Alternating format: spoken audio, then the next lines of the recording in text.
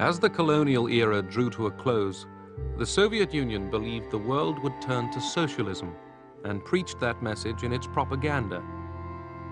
The United States was concerned. The feeling was very strong in Washington that the Soviets were pursuing a policy of expansion into the Third World.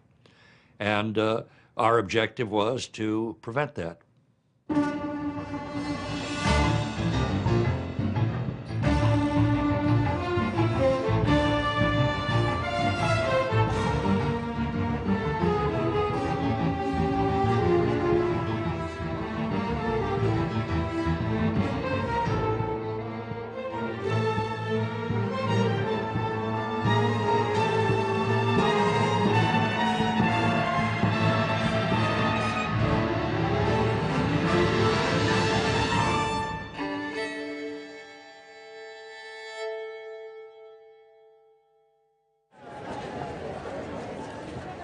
Nikita Khrushchev and Gamal Abdel Nasser changed the face of Egypt.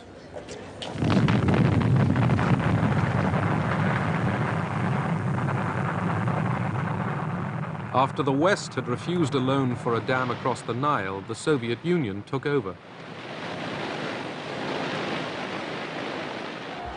The emerging nations used the Cold War to get money and arms.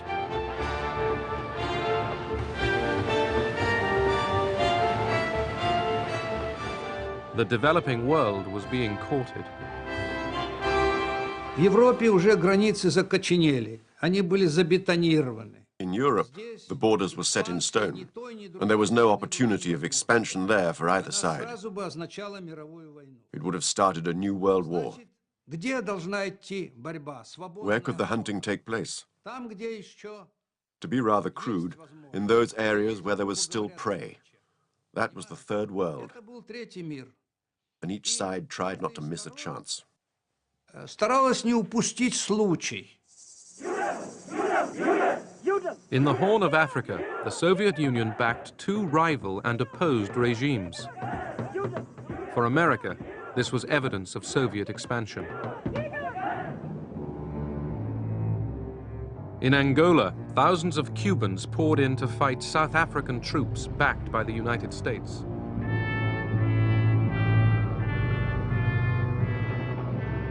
In Egypt, the Soviet Union supplied arms cheaply and on credit. But President Nasser wasn't easily influenced.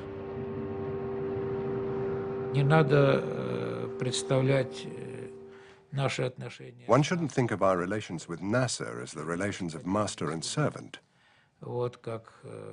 Nasser always pursued his own policy. He was able to understand the global strategy, and now we can benefit from the disagreement between the Soviet Union and between the United States and the West, and make benefit of this situation to raise our capabilities militarily and economically. Nasser was the hero of the Arab world. The Egyptians rallied for war.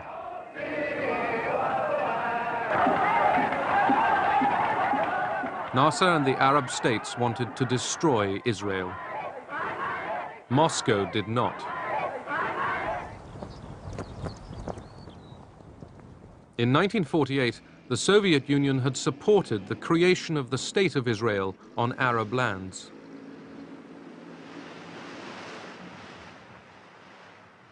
By 1967, Israel's 2.5 million Jews were surrounded by 90 million hostile Arabs.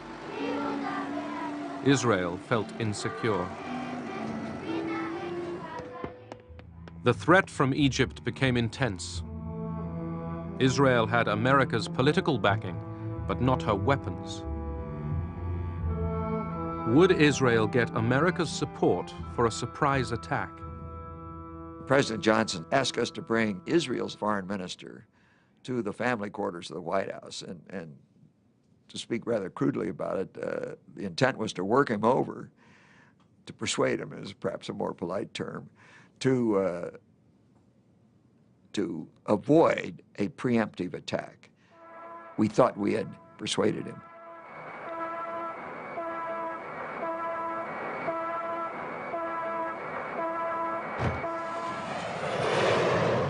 Israel struck first. In less than 3 hours, 90% of the Egyptian Air Force was destroyed on the ground.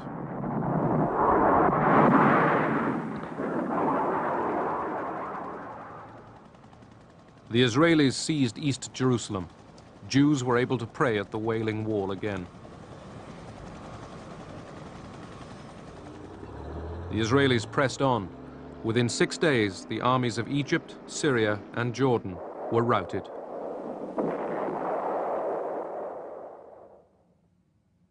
The map of the Middle East was transformed. Israel had trebled its size. In the contest between Russia and America, within the Cold War in the Middle East, Israel was an automatic ally of the West. Since the Six-Day War, this automatic ally became a strategic asset. America became Israel's principal source of arms.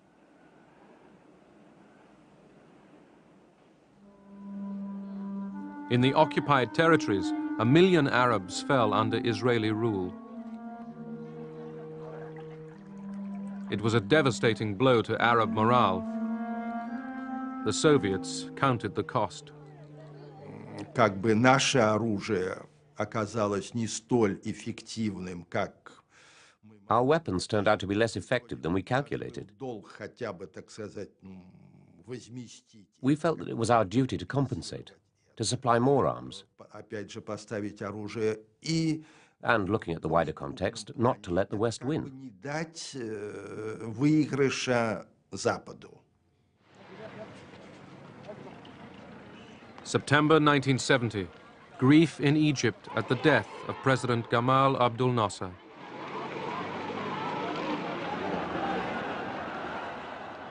The developing world mourned an outstanding leader.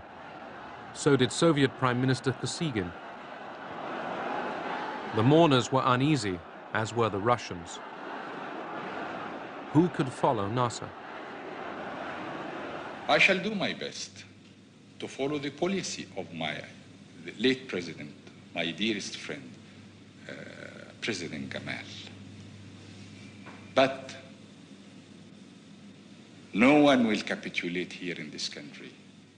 I'm not ready to capitulate or to surrender 1 inch or a bit of sand. At the Moscow summit of 1972, the superpowers agreed on a code of conduct, détente.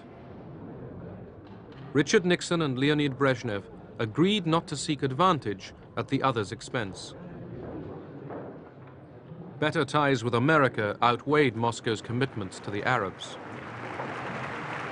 This angered Sadat because he felt that they were giving priority to détente with the Americans rather than helping Egypt wage a war. But détente didn't stop American efforts to extend its influence in the Middle East at Moscow's expense. Our policy in '72 was really to try to minimize and reduce the role. I'll go further, to keep the Soviets out of the situation. We established the policy then that we would thwart any move backed by Soviet arms until some Arab leader would become so frustrated that he would turn to us for diplomacy, and then we would try to take as even-handed a position as we were capable of developing. In Egypt, as in many other developing nations, the Soviet presence was huge. In July 1972, Sadat told the 15,000 advisors and their families to pack up and go.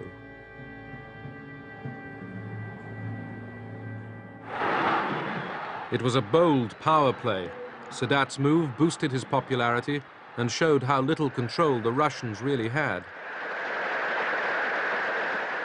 by October 72, they decided to come back to the support of Egypt. And then Sadat make benefit from that. He says, well, I expel them to express power so that they would give us what we need. And strange enough, we had arms deal after the October, which was one of the biggest arms deal we've got with the Soviet Union. Sadat needed the arms. He was planning to end the uneasy peace. He wanted to go to war. He needed to go to war. He felt he couldn't do otherwise. He considered that negotiations were impossible without some heating of the whole process. I mean, some shock therapy. Yom Kippur, Israel's most holy day. 4,000 Egyptian troops and tanks surged over the Suez Canal.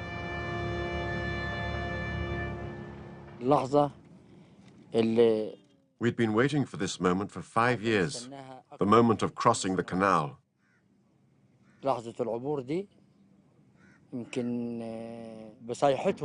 Our cries shook the ground under the Israeli enemy.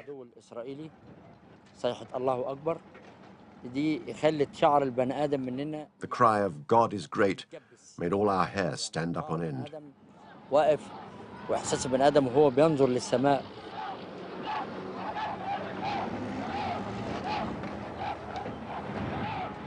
The Egyptian army sped ahead, eager to retake lost territory.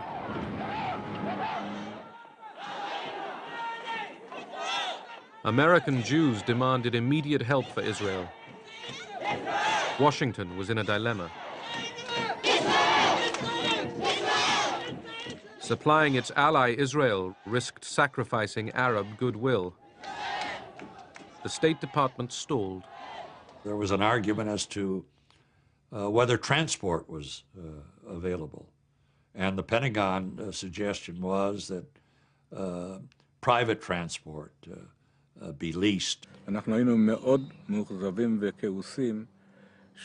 We were very disappointed and angry that supplies were arriving so slowly and only on El Al planes. The air convoy was delayed again and again.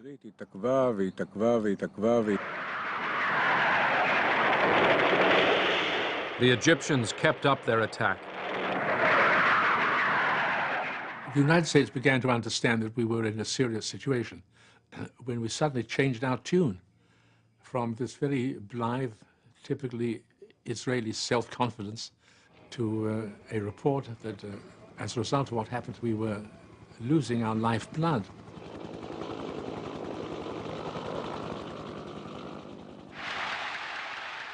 Sadat was triumphant. He had regained land Egypt lost in the Six-Day War. But the Russians sensed disaster ahead. They urged Sadat to accept a ceasefire. He would benefit from a ceasefire. Otherwise, he'd be forced to retreat. But Sadat wouldn't listen.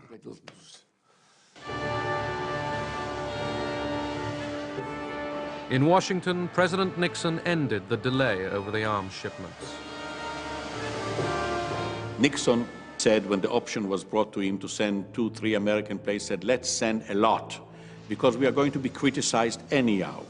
And we will be criticized for whatever we do, for 1 plane or 2 planes, for 40 planes. So let's do it in an effective way.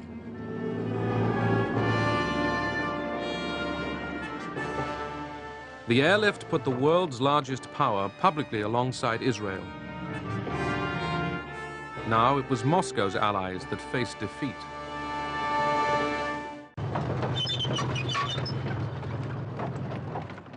Now the Israelis crossed the Suez Canal into Egypt.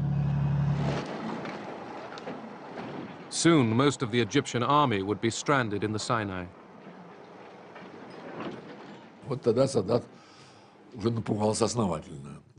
Then Sadat got terrified. He spoke on the phone directly to Brezhnev. I was there. I remember him begging, save us from these Israeli tanks.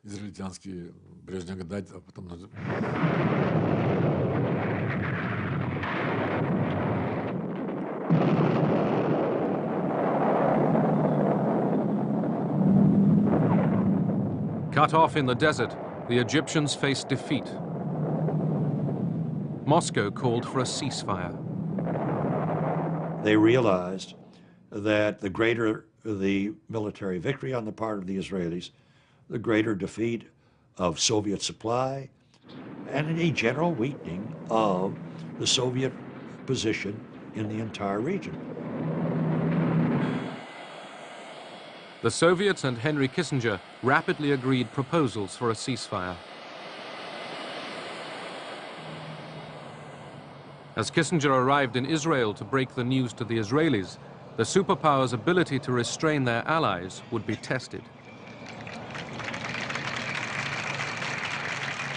He had made commitments which some of our leaders, especially Golda Meir and our Prime Minister, believed to have been rather rash. And when he landed, he said, I'm going to be chastised for this. Israel wasn't yet willing to end the war. Kissinger explained what happened, and he vowed to continue to help Israel in case there is a renewal of fighting.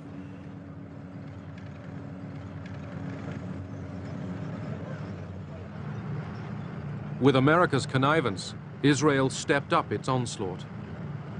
The Soviets were outraged. Brezhnev wrote a letter to Nixon saying, "How is it, when we've agreed to act jointly, that the Israelis are continuing to advance? It is undermining all our attempts to make peace."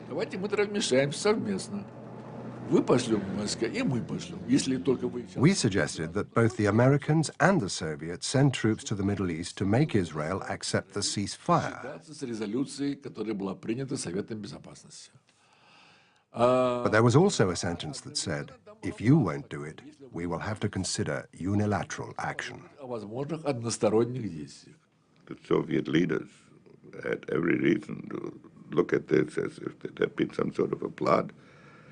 And they reacted very violently, and they sent us an extremely tough note saying that they want to join the American-Soviet intervention, and if not, they would act unilaterally. Kissinger deliberately upped the ante. Determined to forestall any Soviet intervention in the Middle East, he placed American nuclear forces on heightened alert. The basic purpose was to generate a lot of traffic that the Soviet Union would pick up before they received our reply to know that this was getting serious.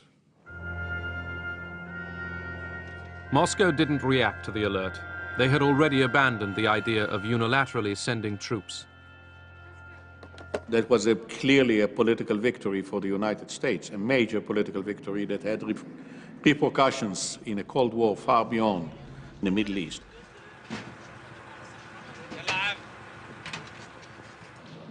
Under American pressure, Israel allowed food and water to reach the trapped Egyptian army. Kissinger wanted Egypt defeated, but not destroyed.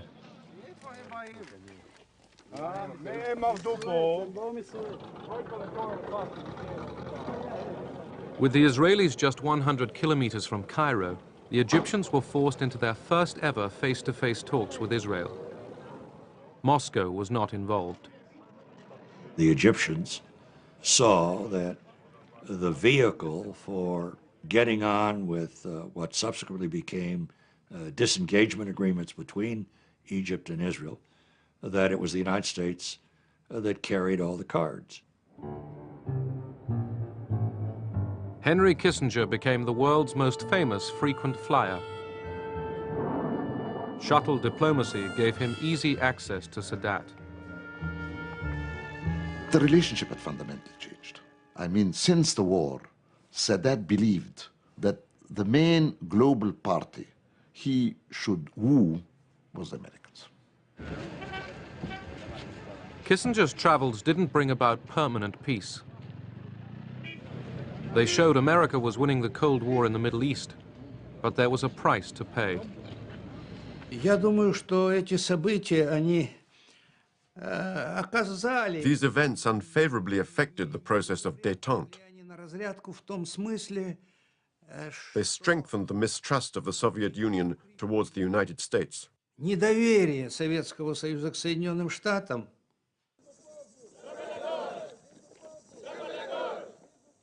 Africa, 1975. The last colonial empire was dying, and the people of Angola reached for freedom. Fresh hunting grounds for the Cold War superpowers. As Portuguese troops pulled out of Angola, three groups jostled for power. America's fears were aroused. When Bill Colby, the CIA director, went to brief the National Security Council in the White House the first time on this, his briefing was literally, "Gentlemen, this is a map of Africa, and here is Angola." Now, in Angola, we have three factions. There's the MPLA, they're the bad guys. The FNLA, they're the good guys. And there's UNITA and Jonas Savimbi we don't know too well. And that was to get the National Security Council involved in this thing. The Popular Movement for the Liberation of Angola, the MPLA, the largest group, was left-wing. Based in and around the capital, Luanda, its multi-ethnic membership was led by Agostinho Neto and Lucio Lara. In the 1960s, it had received training from Cuba and arms from Moscow.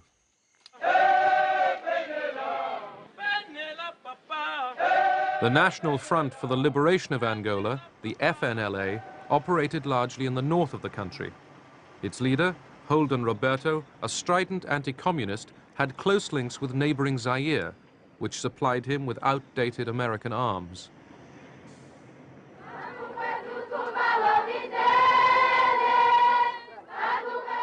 The National Union for the Total Independence of Angola, UNITA, led by Jonas Savimbi, was based in the south of Angola. A charismatic leader, Savimbi decided that American backing was the key to power.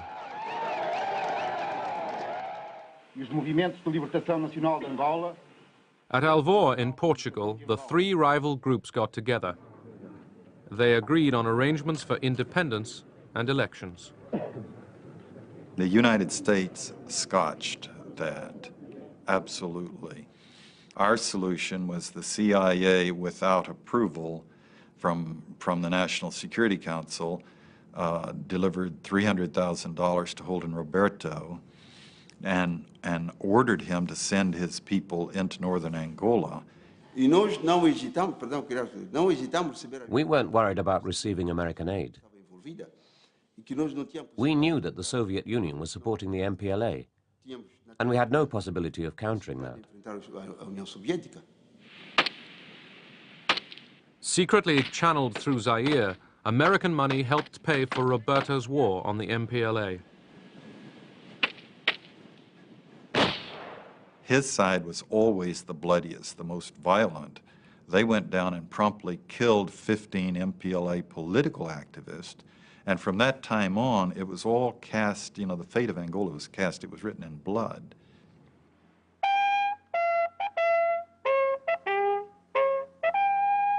The Americans were not sure that Roberto's troops could defeat the MPLA. The Central Intelligence Agency sent John Stockwell to investigate. Roberto said he had 30,000. I had trouble counting 30. Badly armed, disorganized, kind of rabble kind of troops. And he was a cocktail party cowboy. He'd spent his whole career politicking in Kinshasa. He knew nothing of military operations or logistics or organization. Then Stockwell went south to UNITA's headquarters.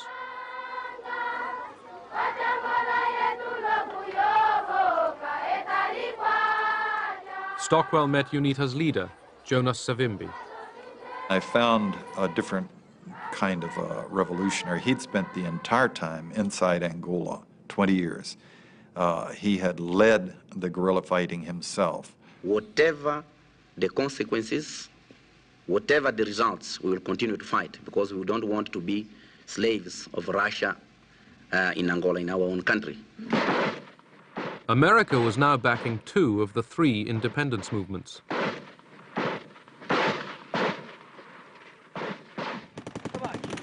Washington ruled out intervention in Angola with American troops.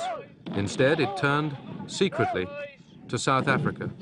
The United States, at the highest level, requested assistance, or rather requested South Africa to go in and assist UNITA. We did maintain a position of disapproval of apartheid.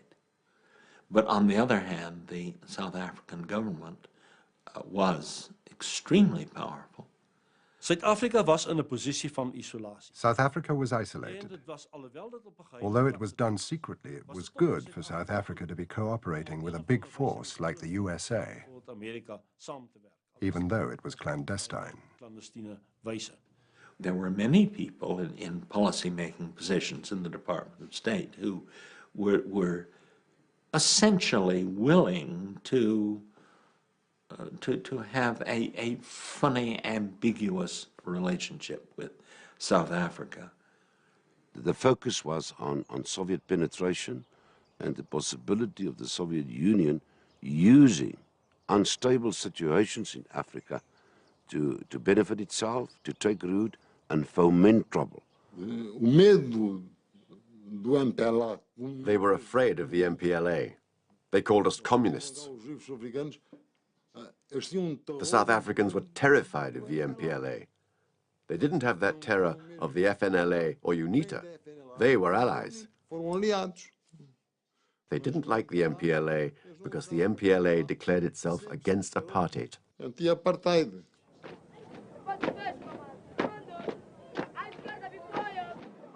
In Luanda, the MPLA was staging parades. In the countryside, it was losing control. We were alone, poorly equipped, poorly trained, poorly armed. We requested help from the Cubans to help us resist that aggression. Keen to show leadership in the developing world, Cuba sent 400 military instructors to Luanda. Moscow hadn't been consulted.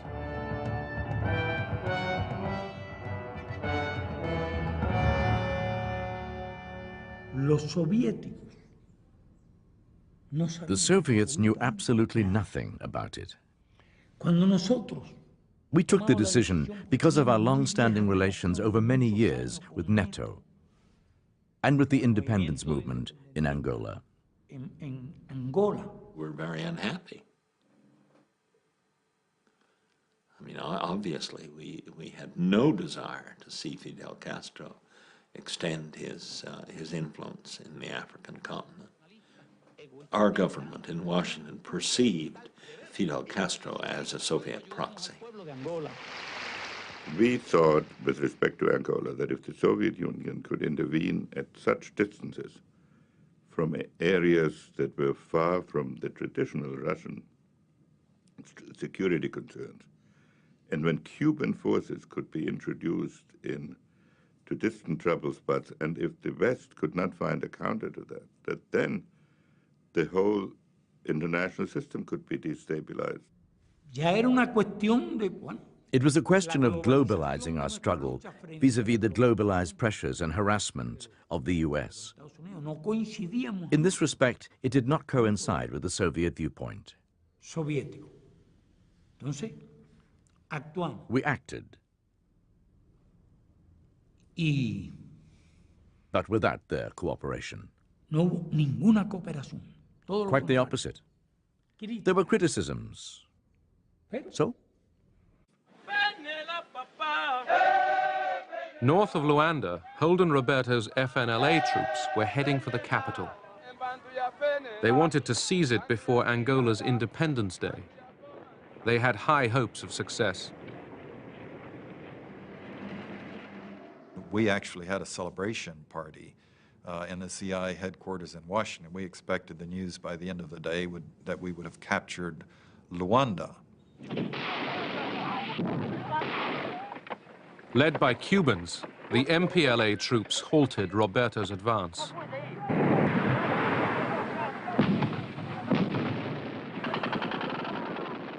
In the middle of the valley, about 2,000 122mm rockets began landing. and we had nothing to answer with, and our forces broke and ran. The military force of the FNLA had been blunted. America's ally was in trouble. A bigger challenge now faced the MPLA. In October 1975, South African troops had invaded Angola. From their bases in Namibia, they had joined forces with UNITA. We advanced approximately, I think, something like 80 kilometers a day. By this time, our troops were getting good. I mean, they were really getting on with it now. They were out of those vehicles and into assault formations, which shoot the hell out of these people, you see, and then they would back up and move because they didn't expect us. The South Africans were helping UNITA, and Zaire was supporting the FNLA. So it was only fair that the MPLA asked the Cubans to come and support us in the struggle against the invasions.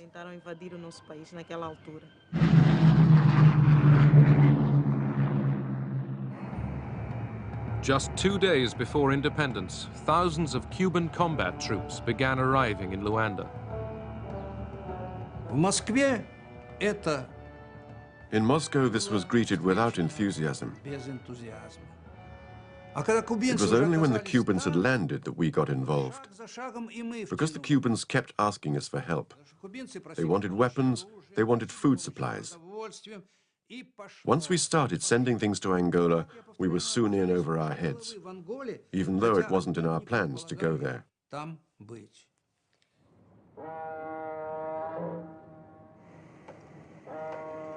Moscow began shipping hundreds of tons of arms, tanks, and missiles direct to Luanda.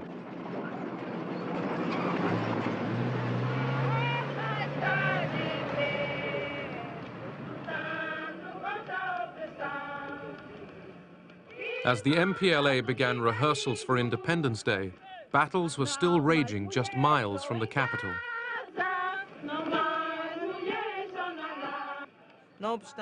In spite of that, it was important for us to proclaim independence, and we did so.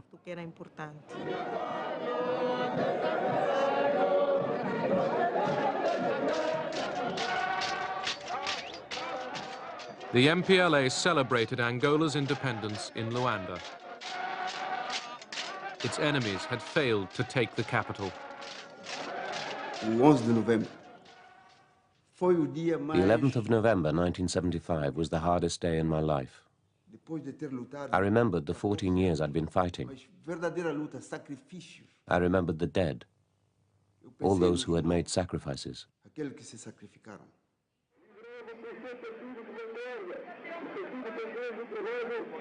Agostinho Neto greets the Soviet ambassador. The MPLA was recognized as Angola's government by the Soviet Union, Cuba, and most of Africa. Its fight against South African troops gave the MPLA political credibility. South of Luanda, the Cubans prepared to end the South African advance. It was a decisive battle, because if they broke our defense, it would be very difficult then to stop them getting to Luanda. There were roads going to the north, roads going to the center, many roads, which would have made their advance very powerful and fast.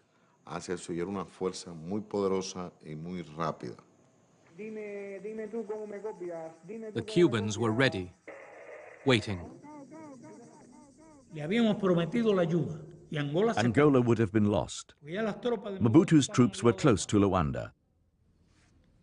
The South Africans had penetrated over 1,000 kilometers. They were close to Luanda.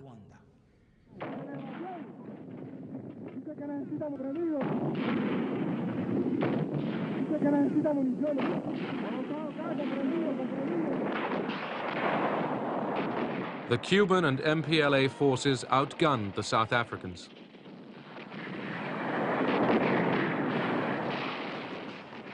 They were shot away badly. I just saw these lorries with blood dripping out of it. It wasn't very nice. And then to go and investigate, and for the first time to see they're actually your own troops It wasn't very nice at all. They left everything on the field. Men, vehicles, weapons.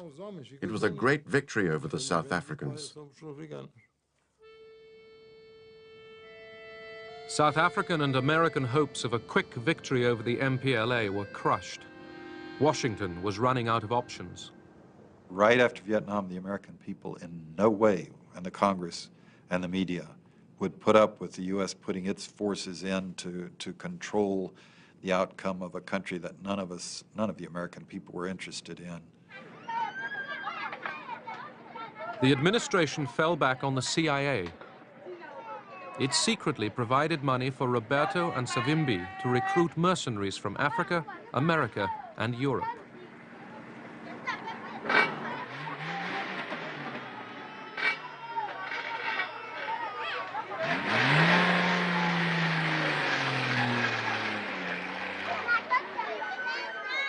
We did kill when we had no particular reason to.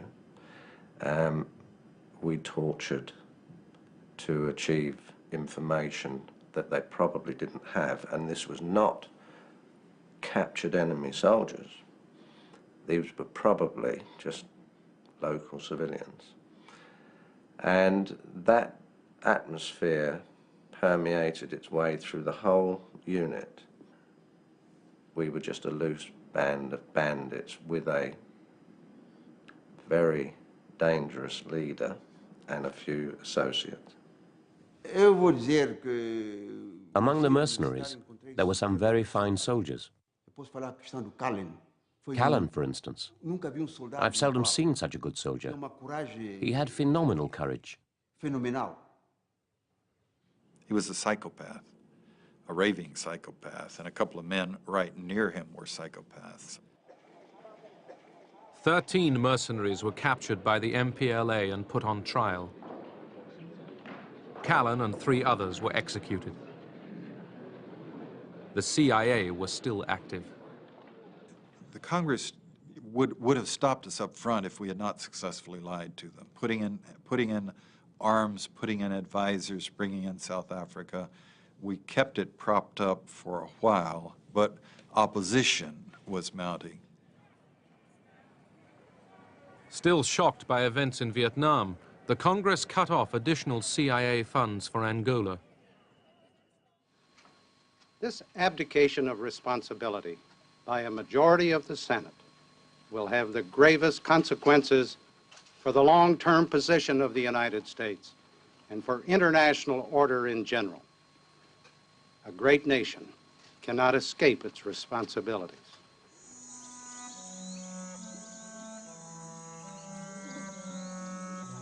In Angola, America hoped for victory. Instead, hatreds were inflamed. The Civil War outlasted the Cold War itself, leaving thousands maimed, dead, or homeless.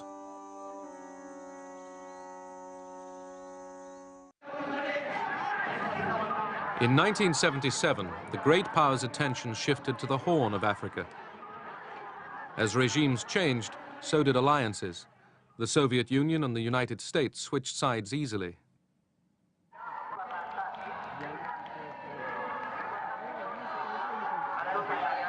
In Ethiopia, the emperor had been ousted and replaced by Marxists. Moscow had a new ally, Colonel Mengistu Haile Mariam.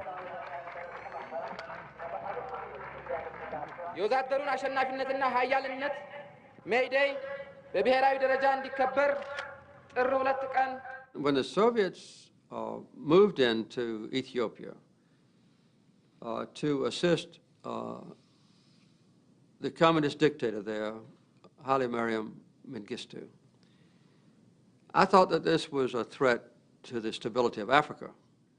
The Soviets at that time were proclaiming over and over again that the scales of history were tipping in the favor of the Soviet Union. The Soviet Union would outstrip us in economic performance. The Soviet Union was getting a strategic edge. The Soviet Union was riding the crest of the so-called national liberation struggles.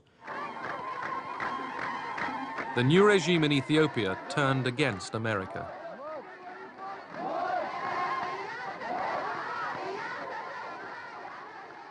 Mengistu expelled most of the Americans from Ethiopia in the following months, arrogantly terminated the American aid program. Neighboring Somalia had been a Soviet ally for years. Somalia's army was equipped with Soviet weapons.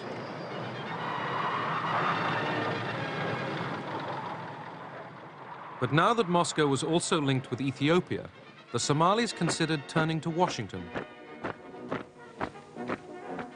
They had very little chance of getting American full support. But they knew that if they tried to present themselves as anti-Soviet, they would improve their chances. The Somalis turned against the advice of their Soviet ally and prepared for war with Ethiopia. But President Carter turned down their appeal for American arms. I thought that Somalia should not be permitted to succeed in trying to take Ethiopian territory, and I refused to give the Somali government any weapons. Nevertheless, in July 1977, the Somalis seized large tracts of the Ogaden Desert. The Soviets tried to stop the advance through diplomacy. Gromyko suggested joint mediation with the Americans. But Brzezinski rejected that, saying it would have legitimized the Soviet presence in the Horn of Africa. Brzezinski felt that the American presence was legitimate everywhere, but the Soviet presence wasn't.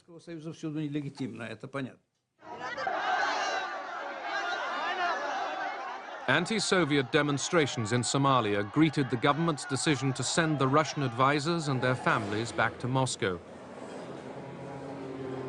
All Soviet support was now switched to Ethiopia.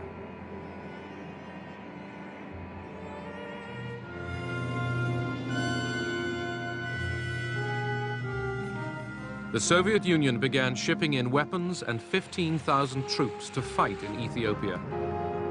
The troops were Cuban.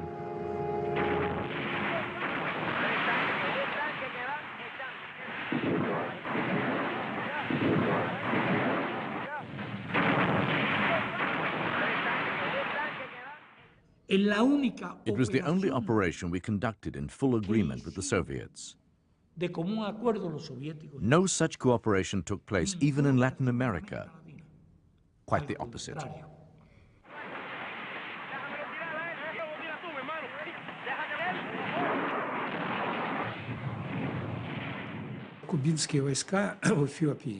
The Cuban troops in Ethiopia played a very important role. The Ethiopians couldn't have provided the military organization to destroy the Somali troops in such a short period of time, even with our help.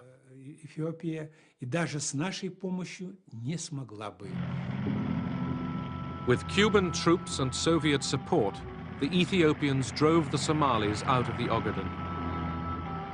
But Moscow wouldn't let the troops advance into Somalia.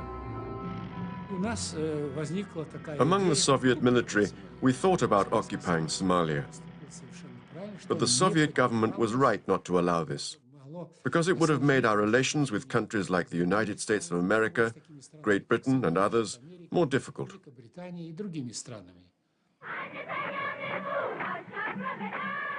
Mengistu Haile Mariam basked in glory. The Cubans and Soviets had saved his regime.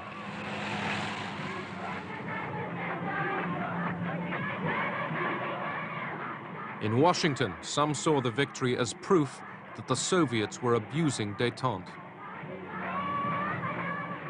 The Horn of Africa was not important to America as of itself, but it was important as a measure and a test of how the Soviets were interpreting détente.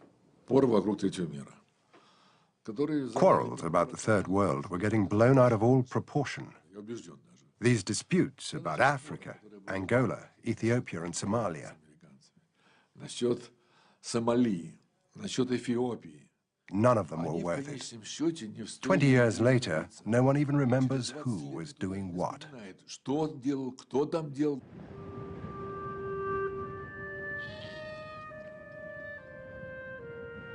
In the hunt for Cold War gains, the superpowers spawned an arms race in the developing world. Their solemn promises of restraint were blown to the winds.